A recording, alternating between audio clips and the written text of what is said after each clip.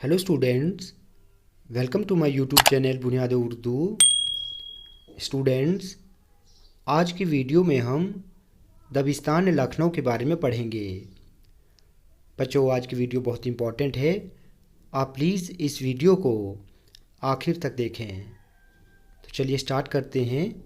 सबसे पहले दबिस्तान लखनऊ का पस मंज़र देखें।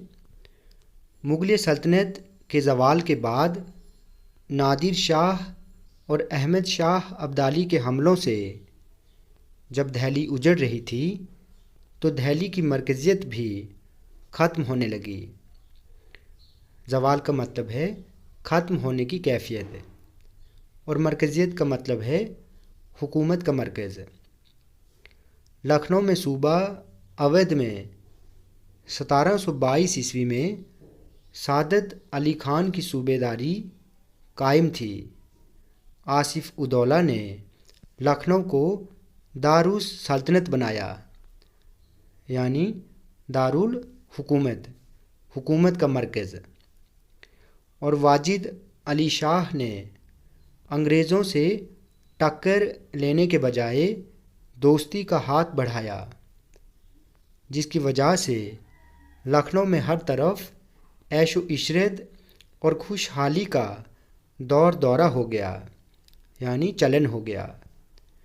उधर दहली में हालात मज़ीद ख़राब होते गए। अमन व सुकून ख़त्म हो गया तो वहाँ के उदबा व शौरा ने दहली को छोड़ना ही बेहतर समझा, और बहुत से शायर लखनऊ में जाकर आबाद हुए, जिनमें मीर तकी मीर भी शामिल थे। यहाँ दहली की तरह रंज व गम और बर्बादी का माहौल नहीं था। ज़िंदगी ऐश व इशरत से गुज़र रही थी, यानी मज़े से गुज़र रही थी। दहली के तबाह हाल शायरों को यहाँ के हुक्मरानों ने पनाह दी, यानी जगह दी, उनकी इज़्ज़त अफजाई की और उनकी सरपरस्ती की। सरपरस्ती का मतलब है देखभाल। यहाँ आकर शौरा को खुशहाली और शादमानी हासिल हुई। शादमानी का मतलब है खुशी। शायरी का मरकज़ दहली के बजाय लखनऊ में कायम हुआ। शेर व शायरी का चर्चा इतना फैला कि जा बजा मुशायरे होने लगे।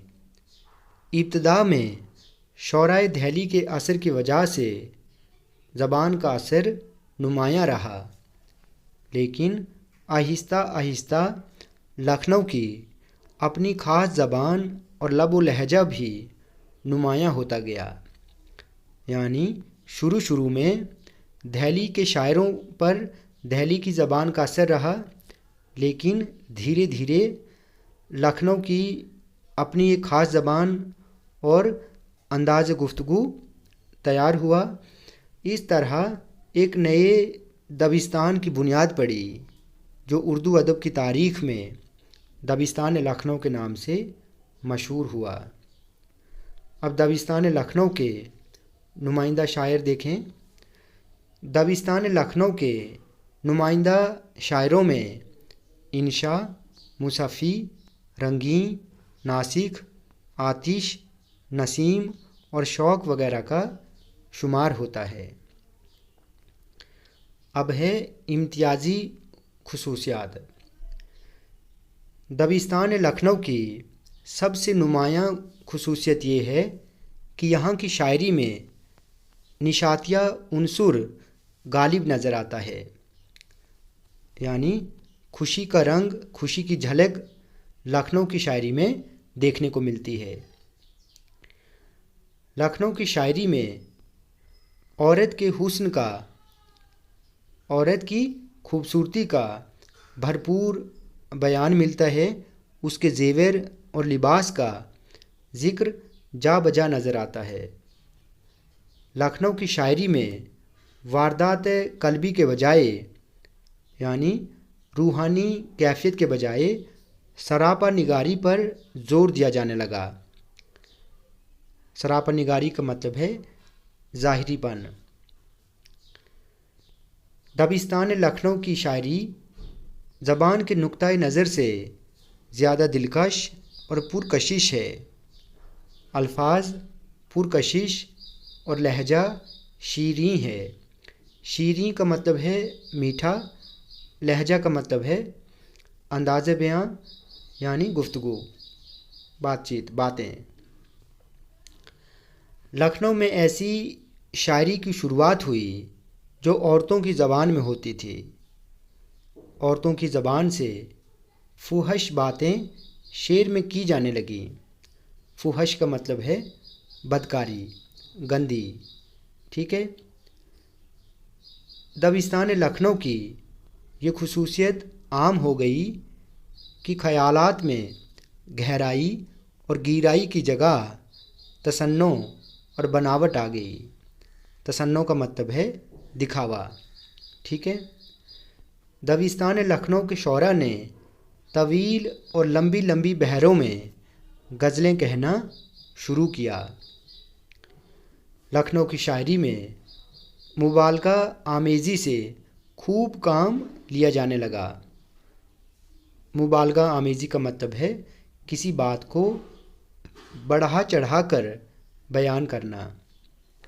ऐशो इशरत की वजह से ज़िंदगी की खूबसूरत तशबीहात और इस्तिआरात का इस्तेमाल होने लगा। लखनऊ के शौरा ने ज़बान व बयान का लिहाज रखते हुए मुहावरों का खूब इस्तेमाल किया।